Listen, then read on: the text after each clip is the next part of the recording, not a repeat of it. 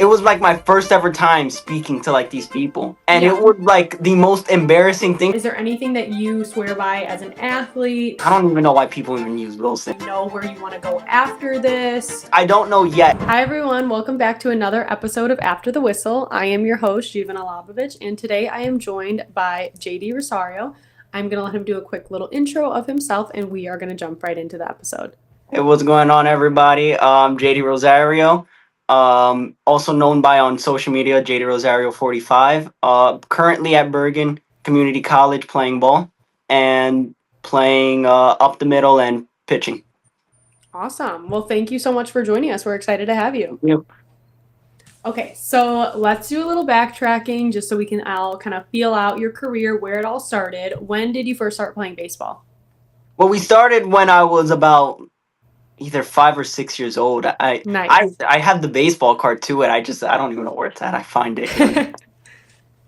That is exciting. So where are you from? I'm from New Jersey. I'm from north of Jersey. So, over here it gets cold pretty often. Yeah, no, it definitely gets cold.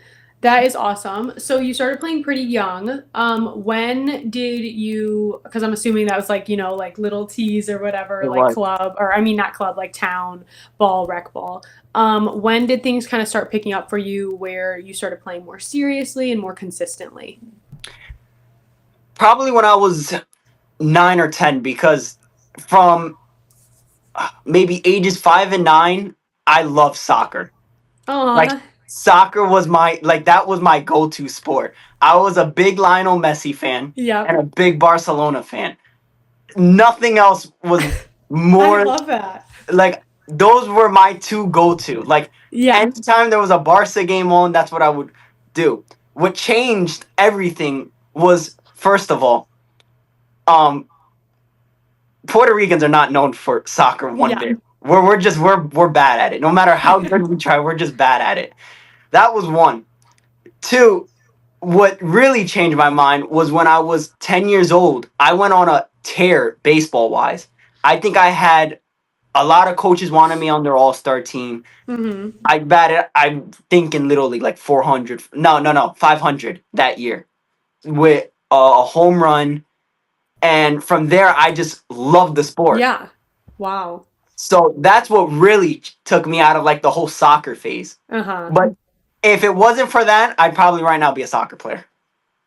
That's hilarious. Well, I'm glad this path worked out for you, but we would not be mad if you were playing soccer right now. But that is okay. That is very exciting though, and I love that you got to experience both, because I always say like that was my favorite part of my childhood, was like getting to play every sport, and then I got to decide like, hey, which one do I want to continue on in the long run? Yeah, I did. So it's very cool that you got to experience. I was also able to do basketball, but it only gave me a year before I said, I just suck at this. Let's just wrap this up. Yeah, you're like, I'm gonna pass. It was really bad. I mean, I think I got to shoot like one time, and it was nowhere near the hoop. That's hilarious. Okay, so things start getting more serious. You're like, all right, I'm shifting over to baseball. I really like this. When did the whole idea of like, hey, I want to play at the next level, I want to play in college, kind of come about? And then how did that process look for you?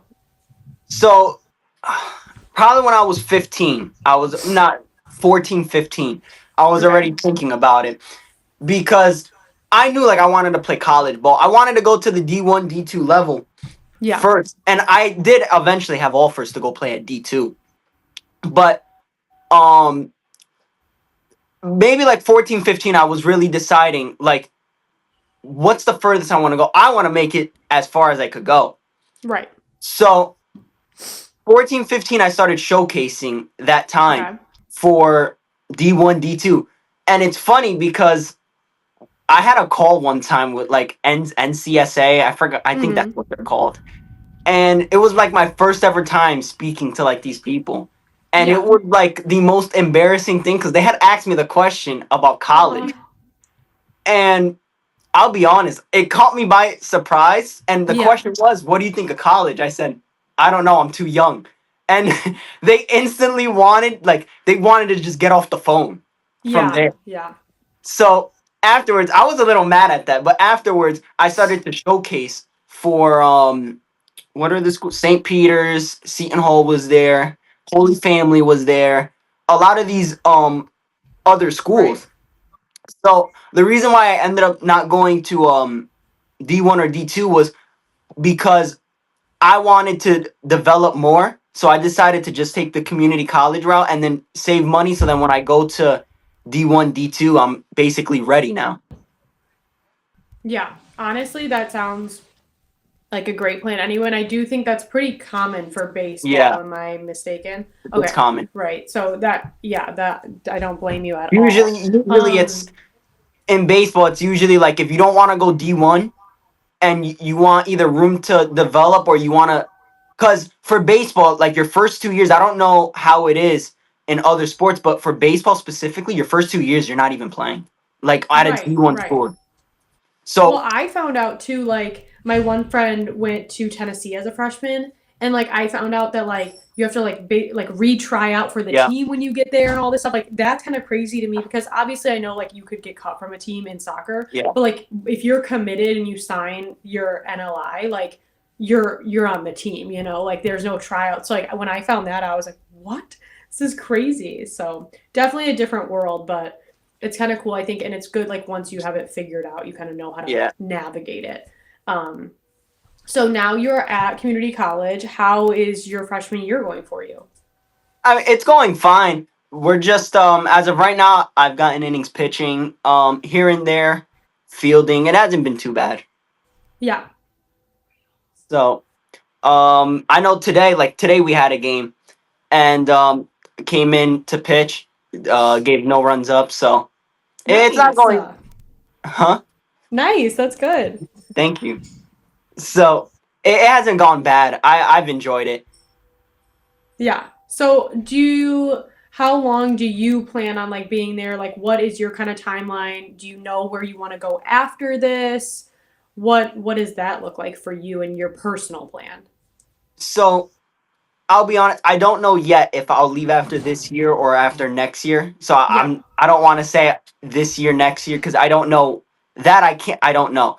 Afterwards, though, I do want to go at least, if not D1, D2, Yeah. or to a high D3 that is potentially like a D1 school. I want to do something like that because when I was when I was coming up, a lot of my trainers and a lot of coaches had reached out that were high D3. We had Rowan and we had schools like that reaching out. So I think this time coming up, I either want to go to a high D3 or D2 or D1. Awesome. Yeah, absolutely. That sounds like a great plan. That's really exciting and I feel like it's good because it gives you something to like work towards and look forward to and like it kind of has these little break points that you can always like try to meet and like just reevaluate where you're at with your career, which is very cool. Very unique experience though too. What Yeah. would your advice be to people that are either in your position, that could be in your position, or just looking to play in college in general? So I'll say this. I think just hard work. I think as long as you really, work hard. And one thing I will say, if, you have anyone that, doubts you or whatever, your best plan is just to really prove them wrong. Like Yeah. you're going to have a lot of people, teammates, coaches, maybe even sometimes family. I've heard family come up a Yep. couple times where they're just going to tell you like, "Hey, like, why are you doing this? Stop doing this. Stop doing that." And it's like, well, do you not want me to play? Like, what do you want me to do? Exactly. Like, this is how I am as a player. Like, stop trying Yep. to have me do something that I don't do. So I think as long as really players stay within themselves and Mm-hmm. block out all noises, no matter if that's by music, by just not paying attention, do what makes you like zone in and basically get away from all the noise. Yeah. I love that. That's so important. And I feel like it's really hard to do, especially when you get to the college level, because you have coaches talking to you, you have your parents, you have your teammates, you have fans, whatever it may be. Like anywhere and everywhere this noise is coming in, you already have the pressure of playing at the next level on you. But that's great advice. I think a lot of people should try to take that and be more intentional about really like honing in on yourself and what matters, not all the other craziness. Yeah. Um, so do you have, this is just kind of a question for you. Is there anything that you swear by as an athlete that you're like, I have to use this, I have to eat this, I have to do this, whatever it may be, kind of now that you are an athlete at the next level, what is like your go-to that you're like, I have to let other people know about? Well, I would say definitely Rawlings, because out of all brands, and I've said this before, but out of all brands, like I've had an Academa glove. My hand, I think, like I've gotten away before Yeah. with a bad Rawlings glove, and my hands will be fine. My Academa glove, two throws in, I think my hand's almost black and blue. That's how bad it is. Then you Yeah. have Wilson. That Wilson just, I don't even know why people even use Wilson. Like, That's funny. just Yeah. get away from it. Like, it's one of the worst ones to like have out of all of them. In Fair. That's fair. Academa's pretty bad when it comes to You're padding, like, so I'm that's not pretty gonna much up forget that. there. But So, okay. Rawlings out of all of them, you have to go with, because Okay. just the best Do they gloves. make other stuff other than gloves, or like you really just use their gloves? Nah, I only use their gloves. If I had to say bat wise, if we're gonna go bat, Louisville Slugger though, Okay. because every bat I've gotten, I think I've tried to switch over to Marucci. I just do bad with them, and it's really, I'm not gonna bash the bats because every bat's done different, like how I do Yeah, with fielding fair. gloves.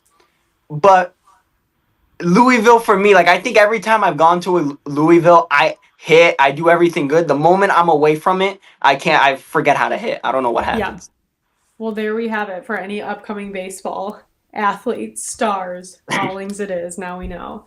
And then the last question I have for you is I kind of ask all my athletes this. If you could or had to play any other sport at the level you play now, or better or worse, what sport would you choose?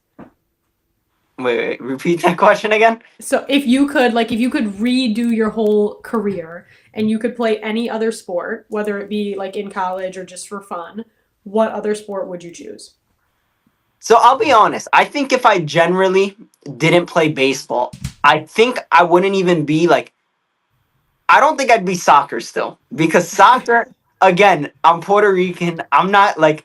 Listen, no knock to any Puerto Ricans, but we're just not known for that. Like, who have we breeded from Puerto Rico?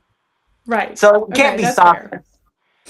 Basketball, we actually have had some basketball Yeah, players. basketball is good over there. We've Basketball's had, good. I think, Carmelo Anthony, but I was bad at basketball. I had no hops. I had no, like, I couldn't shoot. I couldn't do that. If I was, it'd probably be boxing. Only, Oh, only because I like boxing and baseball, to me, are very similar, okay. because you have to think a lot. And with boxing, it's like if I make one wrong move, I could either be knocked out or anything could happen. I could get knocked Yeah. down, and everything is very strategic. And it's the Yes. same thing within baseball. If you're pitching, you have to be strategic with your other pitches. It's Yep. almost like the same exact thing. So with boxing, it's the same exact way. If you throw the wrong punch or you have the wrong Mm-hmm. sequence, you could get knocked down. Like, so many things could happen Yeah. that are bad. That's why I think boxing. And then another thing too is conditioning and the hard work. Like, I generally like all of that. Right. Hmm. I So like I that would. answer. That's a new one. I haven't gotten boxing yet, so Oh wow. that's a good Yeah. one. Well, I used to do. I also did boxing when I was younger, so that might also Oh be a yeah, reason that's why. very cool. I would love to be good at boxing. That would be awesome. I know, and it's like a great workout for your body. Oh, it's great. I know Yeah. people that do it and they get fit like within 3 months. I don't know Yes. what they do, Yeah.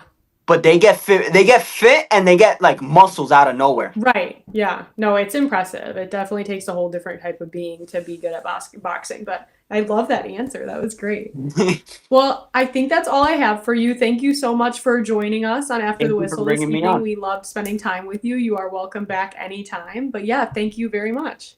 Thank you. Check in after another episode of After the Whistle.